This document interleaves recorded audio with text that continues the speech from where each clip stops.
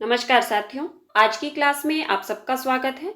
ये क्लास हिंदी से संबंधित सभी परीक्षाओं के लिए है।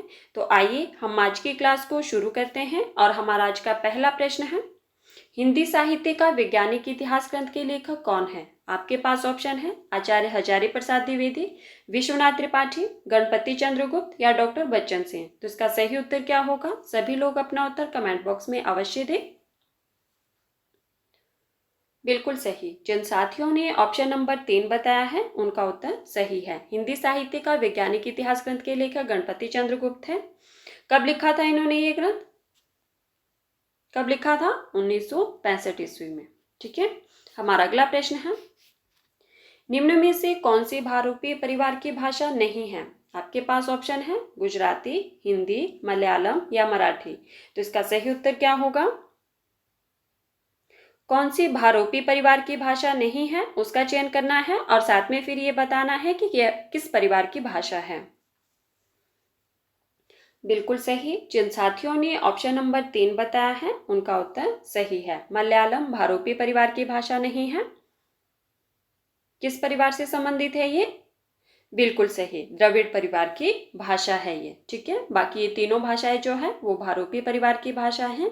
ठीक है। मलयालम द्रविड़ परिवार की भाषा है। हमारा अगला प्रश्न है, मन की लहर के रचनाकार कौन है? आपके पास ऑप्शन है बालकृष्ण भट्ट, ठाकुर जगमोहन सिंह, प्रताप नारायण मिश्र या बद्री नारायण चौधरी प्रेमखंड। तो इसका सही उत्तर क्या होगा? मन की लहर के रचनाकार कौन है? बिल्कुल सही। जिन साथियों ने ऑप्शन नंबर 3 बताया है उनका उत्तर सही है। प्रताप नारायण मिश्र की रचना है मन की लहर। हमारा अगला प्रश्न है, भोजपुरी बोली की उत्पत्ति हुई है। आपके पास ऑप्शन है शोरसेनी अपभ्रंश से, मागधी अपभ्रंश से, अर्ध मागधी अपभ्रंश से या ब्राह्मण अपभ्रंश से। तो इसका सही उत्तर क्या होगा? भोजपुरी बोली की उत्पत्ति किससे हुई है? बिल्कुल सही। जिन साथियों ने ऑप्शन नंबर 2 बताया है उनका उत्तर सही है। भोजपुरी बोली की उत्पत्ति मागधी अपभ्रंश से हुई है। हमारा अगला प्रश्न है, थोड़ा मैं इसको छोटा कर देती हूँ। ये लीजिए, आपका प्रश्न है, हिंदी की शेषवावस्था के वृत्तों का वर्णन किस ग्रंथ में किया गया?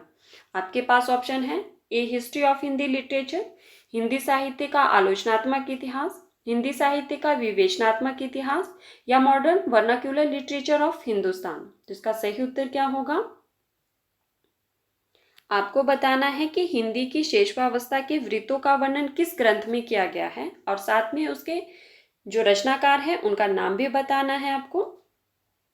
बताइए इसका सही उत्तर क्या होगा? बिल्कुल सही। जिन साथियों ने ऑप्शन नंबर 1 बताया है उनका उत्तर सही है। ठीक है। A history of Hindi literature में शेषवावस्था के वृत्तों का वर्णन किया गया है और इस ग्रंथ के ग्रंथकार कौन है?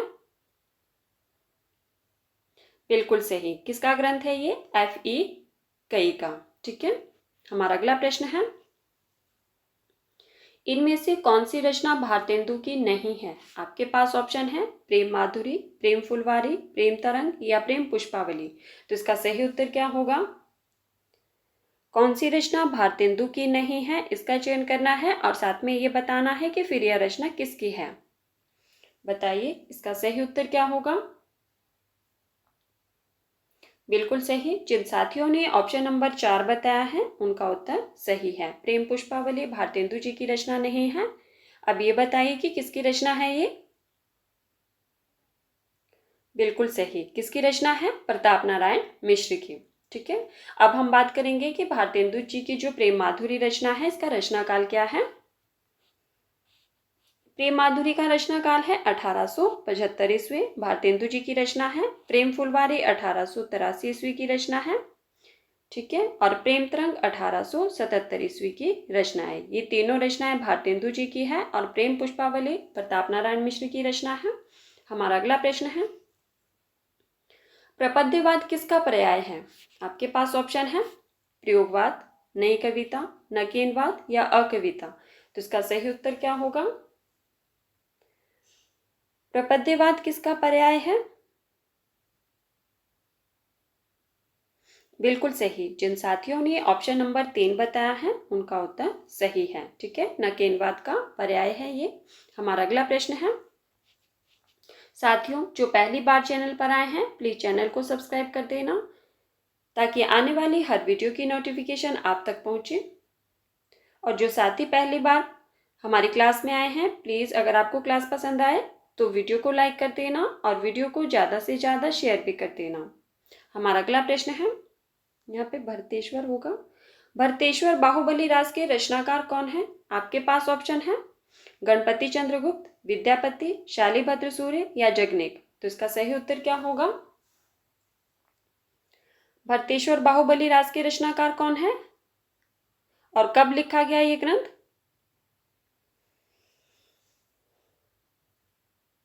बिल्कुल सही। जिन साथियों ने ऑप्शन नंबर 3 बताया है उनका उत्तर सही है। भरतेश्वर बाहुबली राज के रचनाकार कौन है? शालिभद्र सूरी है।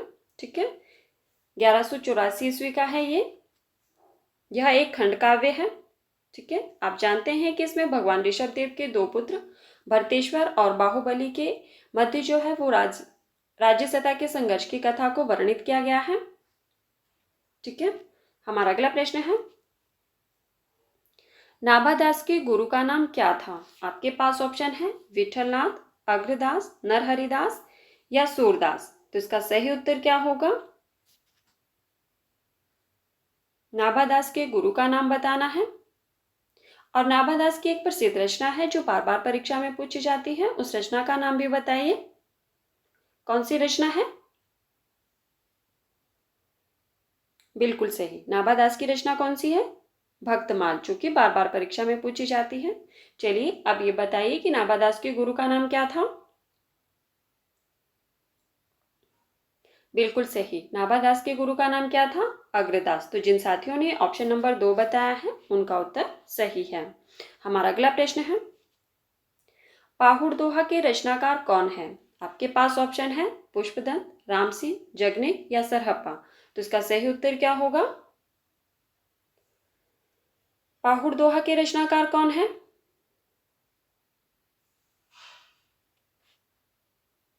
और किस साहित्य से संबंधित है ये भी बताना है आपको। बिल्कुल सही, जिन साथियों ने ऑप्शन नंबर 2 बताया है उनका उत्तर सही है। पाहुड़ दोहा के रचनाकार कौन है? तो राम सिंह की रचना है ये। ठीक है, और यह एक मुक्तक काव्य है जैन साहित्य का। ओके, नहीं, मुक्तक काव्य है ये। ठीक है, राम सिंह इसके रचनाकार जी हैं। हमारा अगला प्रश्न है, रामचरितमानस नामक महाकाव्य की रचना शैली है। आपके पास ऑप्शन है दोहा चौपाई शैली, मसनवी शैली, बरवे शैली या इनमें से कोई नहीं। आपको बताना है कि रामचरितमानस जो कि तुलसीदास जी का महाकाव्य है इसकी रचना शैली क्या है। ठीक है, और पहले मुझे आप ये बताइए कि रामचरितमानस का रचनाकाल क्या माना जाता है।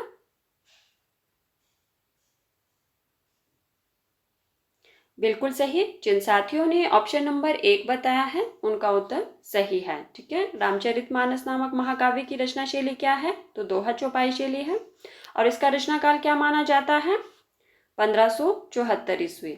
ठीक है, और कई बार संवत में पूछा जाता है तो संवत है 1631। ठीक है, हमारा अगला प्रश्न है, इसमें कुल कितने कांड है? तो कुल 7 कांड है। हमारा अगला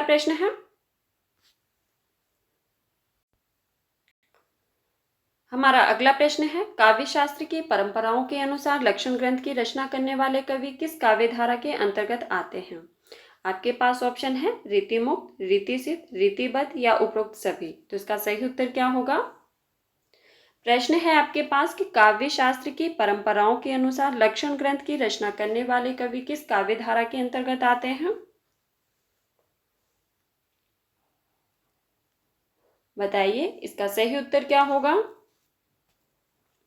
बिल्कुल सही, जिन साथियों ने ऑप्शन नंबर 3 बताया है उनका उत्तर सही है। किस काव्य धारा के अंतर्गत आते हैं? तो रीतिबद्ध। ठीक है, हमारा अगला प्रश्न है, जगत विनोद के रचनाकार कौन है? आपके पास ऑप्शन है भूषण, पद्माकर, देव या मतीराम। तो इसका सही उत्तर क्या होगा?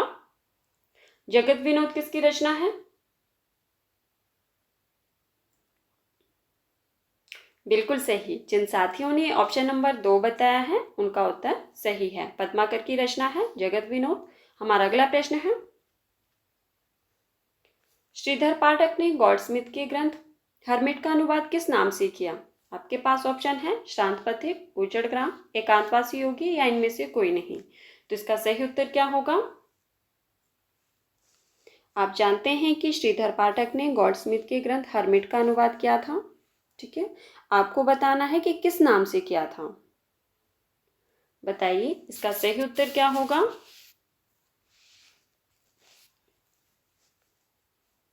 बिल्कुल सही। जिन साथियों ने ऑप्शन नंबर 3 बताया है उनका उत्तर सही है। ठीक है, हर्मिट का अनुवाद किस नाम से किया था इन्होंने? तो एकांतवासी योगी। ठीक है, और ट्रेवलर का? बिल्कुल सही। ट्रेवलर का अनुवाद क्या था? शांत पथिक के नाम से। और डिजर्टेड विलेज का अनुवाद क्या था इन्होंने? उजड़ ग्राम नाम से। ठीक है, तो आपको तीनों, ये जो इनकी रचनाएं हैं गॉडस्मिथ के जो तीनों ग्रंथ हैं, इनका अनुवाद श्रीधर पाठक ने किया था। किस किस नाम से किया था? कई बार परीक्षा में प्रश्न पूछा जाता है, तो आपको पता होना चाहिए। देखिए, हर्मिट का अनुवाद किया था इन्होंने एकांतवासी योगी के नाम से। ट्रेवलर का अनुवाद किया था शांत पथिक के नाम से। और एक इनका अन्य ग्रंथ था डिजर्टेड विलेज, उसका अनुवाद क्या था इन्होंने? उजड़ ग्राम नाम से। ठीक है, हमारा अगला प्रश्न है, प्रभात फेरी किसकी रचना है? आपके पास ऑप्शन है रामधारी सिंह दिनकर, नरेंद्र शर्मा, नागार्जुन या केदारनाथ अग्रवाल। तो इसका सही उत्तर क्या होगा?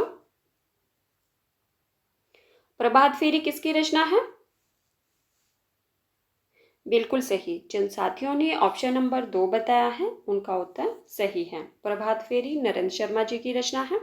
हमारा अगला प्रश्न है, निराला कृत तुलसीदास है। आप जानते हैं कि तुलसीदास रचना जो है वो सूर्यकांत त्रिपाठी निराला की है। आपको बताना है कि यह क्या है। यह खंड काव्य है, चंपू काव्य है या मुक्तक काव्य है या गीति काव्य है। तो इसका सही उत्तर क्या होगा? और साथ में इसका जो रचना काल है वो भी बताना है, क्योंकि मैंने आपको पहले बताया है। जिन साथियों ने इससे पहले वाली क्लासेस को नहीं देखा है, प्लीज़ आप देख सकते हैं प्लेलिस्ट में जाकर। प्लेलिस्ट में हमारी बहुत सारी क्लासेस जो है वो अवेलेबल है। बताइए इसका सही उत्तर क्या होगा? जो साथी पहली बार चैनल पर आए हैं प्लीज़ चैनल को सब्सक्राइब कर देना। और अगर आपको क्लास पसंद आए तो प्लीज़ वीडियो को लाइक कर देना और वीडियो को ज़्यादा से ज़्यादा शेयर भी कर देना। बताइए इसका सही उत्तर क्या होगा? बिल्कुल सही। तुलसीदास जो है वो एक खंड काव्य है। ठीक है, निराला जी की रचना है और इसका रचना काल क्या है? 1934 ईस्वी। ठीक है, सूर्यकांत त्रिपाठी निराला द्वारा तुलसीदास एक खंड काव्य है 1934 ईस्वी का। हमारा अगला प्रश्न है, साकेत महाकाव्य का सर्वाधिक मार्मिक सर्ग है। आपके पास ऑप्शन है सप्तम, अष्टम, पंचम या नवम। तो इसका सही उत्तर क्या होगा? पहले आप मुझे ये बताइए कि साकेत किसकी रचना है और इसका रचना काल क्या है? शाबाश, बिल्कुल सही। साकेत मैथिली शरण गुप्त की रचना है और इसका रचना काल क्या है? बिल्कुल सही, 1931 ईस्वी की रचना है ये मैथिली शरण गुप्त जी की। यह एक महाकाव्य है। आपको बताना है कि इसका सर्वाधिक मार्मिक सर्ग कौन सा है।